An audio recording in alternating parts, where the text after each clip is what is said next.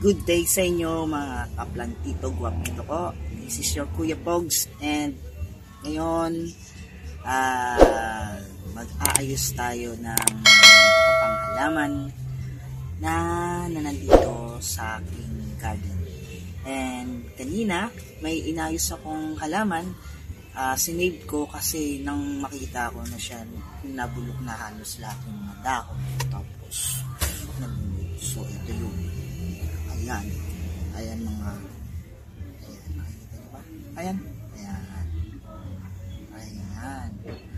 ang aking cookies and cream na money tree. Sana mabuhay siya. So pinalitan ko na yung soil at pinalitan ko na rin yung paso niya para magka pero so syempre may ginawa muna akong nais ko muna yung katawan niya, yung mga ugat niya, so yun, lagyan ko muna siya ng cinnamon kasi nakakapagpaugat yun at nakagaling din ng kumbaga sa sugat ng tao, pangpagaling din sila ng sugat ng halaman para hindi masyadong ng bakterya. So anyway, sana mabuhay ito. Masyadong natuwa talaga yung mga ulan. Nakaraang araw, ulan ng ulan, wala tayong magagawa. So meron pa akong aayusin. Actually, eto lang tada! Ayan, na over sa tubig aking buhok ni Sisa. Si Sisa to. Wala si Basilio, wala si Crispin, kundi ang kanyang si Sisa. Si Sisa. Hindi ko alam bakit Spanish moss kasi talaga to. Tawag dito Spanish moss. Sa ibang tawag nito. Spanish moss. So, ang nangyari kasi, di ba nga since ulan ng ulan nung nakaraang linggo, halos linggo na umuulan dahil sa mga bagyo. So ito nangyari, hindi ko sila masyadong naagapan, nagkaroon sila ng nasira dahil na-over sa tubig, hindi niya gusto. So nangyari, ayan, nag-dry, namamatay na. So bagong kailangan masave ko na siya. Diba? Sayang naman, sayang si Sisa. Maganda to kapag naparami mo, tsaka nakahang. Yan, maganda to. Actually, napakaganda nito kapag maganda yung maganda to nung dati, makapal, tapos pag maganda nito. So yan ang nangyari sa kanya. Since ngayon ayusin natin si Sisa para siya ay gumanda, diba? Si Sisa para gumanda. Okay. So ayusin natin yang si Sisa. So hanap tayo ng gagamitin ko. Since meron lang ako dito, huwag kang hulog. Since meron lang akong unting gamit, gagamitin ko sa kanya na pantali ko. Wala kasi akong tag neto, yung alambre na maliit, yung maliit na maliit. So meron akong gagawin DIY. Tada! Yan, siya ang gagawin kong pambuhol. So nasira na tong lantern ko, Christmas lantern ko na nakasabit to sa halaman sa taas. So, ito ang gagamitin natin para kay Sisa. So, let's do it na, mga kaplantito ko. So, mga kapatid, kapamilya, tawagin ko kabarkada. So, ito na nangyari. Pinutol ko na yung wire na gagamitin natin para kay para kay Sisa, para mahiwalay natin yung ibang ikakalat natin siya. Parang itong gagawin natin, no? Landan lang tayo. Angat natin.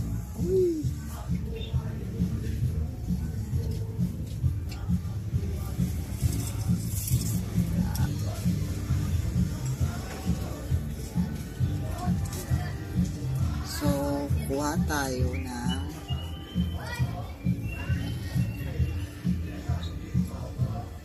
yan.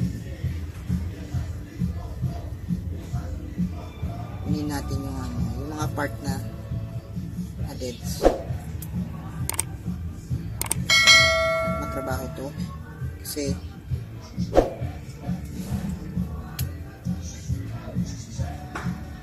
ang dami niyang namatay. Hanging plants to. Nga pala, hanging plants to ha. Tataka kayo, bakit hindi nakalagay sa lupa? Kasi po, hanging plants po to. Yan. So, gagawin natin na para gumanda siya. Kasi diba neto. Yan.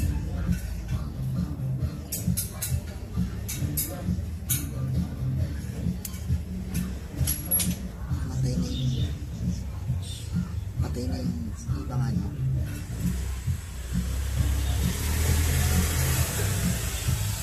para maging maayos lang. Uy, kanta talon.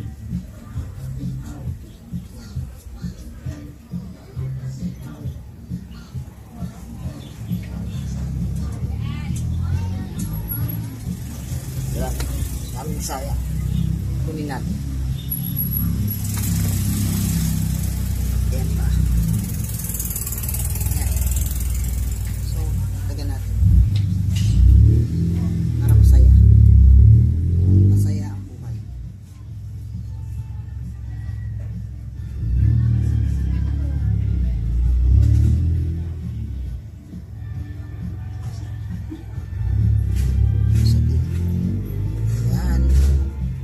Ayan. Ito pa. Uy, huwag kang tatalon. Ayan.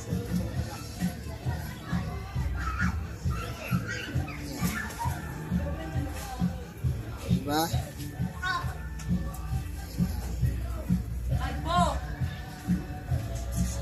Pasensya na kayo, medyo may mga nagsasalita sa at kung may naririnig kayong music kasi alam mo na. Ayan. So ayan, medyo okay na siguro.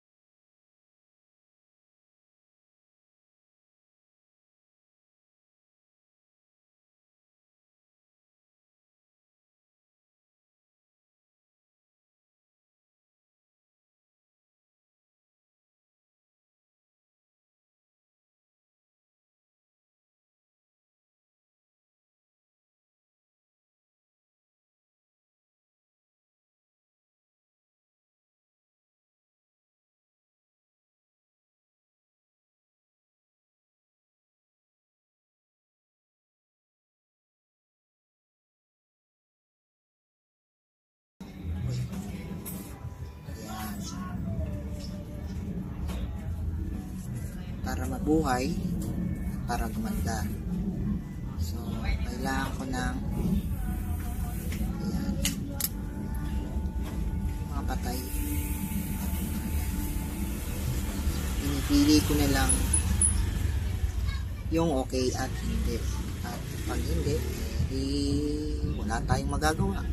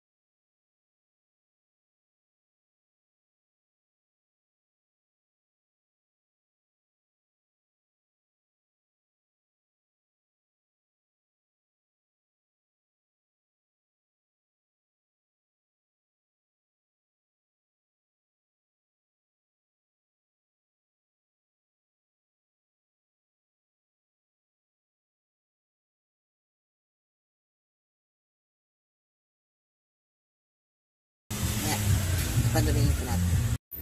So, ayan. Mga kaplant dito ko. Sama na natin. Ito yung, ito na, ganito sila. Ito ginawa. Ito. Ayan. Ginawa ko,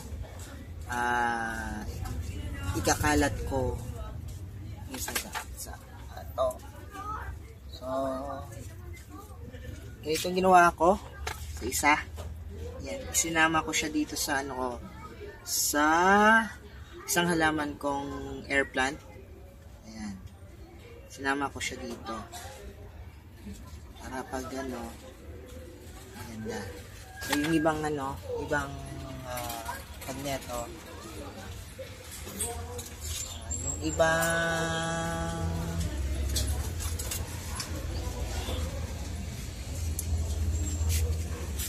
yung iba pa, hindi ko alam kung saan ko ilalagay, pero tingnan ko kung saan ko pa sila ganito ilalagay pa para mas maganda yung yung iglalagyan na nila para dumami uli sila. Ayan. Kasi mabilis silang kumapal kapag gusto nila yung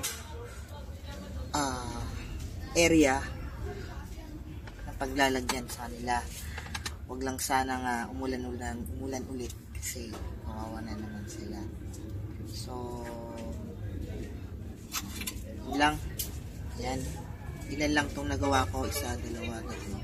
The rest na the rest na book ni Sisa, inisa-isa ko siya. So, tagneto, ang liliit. Maliliit na, tas patay na halos yung ibang So, talagang kailangan pinagtyagaan ko natin na pag-himahimayin para lang meron pang matira. So, ito na lang, iilan na lang natira. And then, meron pa akong natira doon na maliliit. Natuyo ko kasi binasa ko para matanggal yung ibang nag-dried na mga moss. Itong sponge moss. So, ayan na po si buhok ni Sisa. Ayan.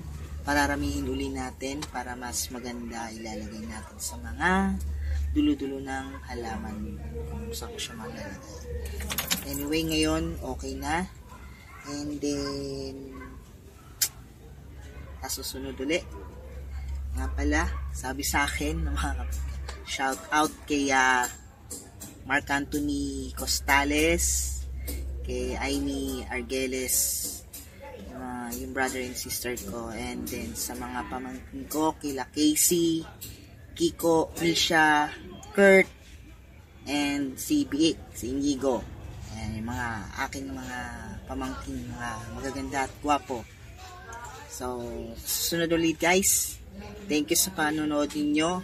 At sa susunod, baka ituro ko sa inyo kung paano ko gawin yung isa sa mga nagustuhan kong gawin talaga. Ito.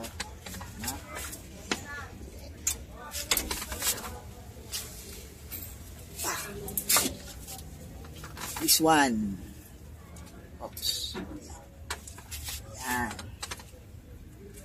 Ito. Ang kokidama ko na Sansevieria silver metallic na ginawa ko. Actually,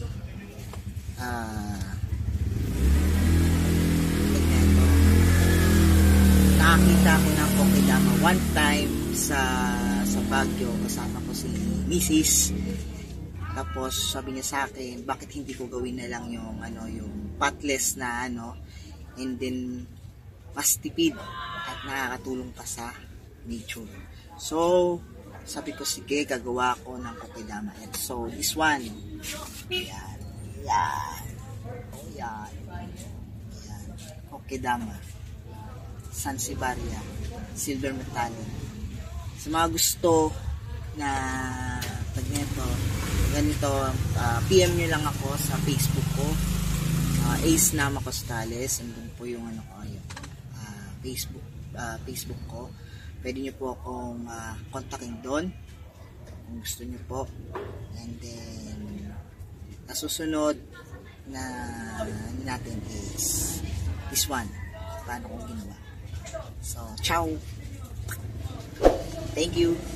Please subscribe my channel. Thank you.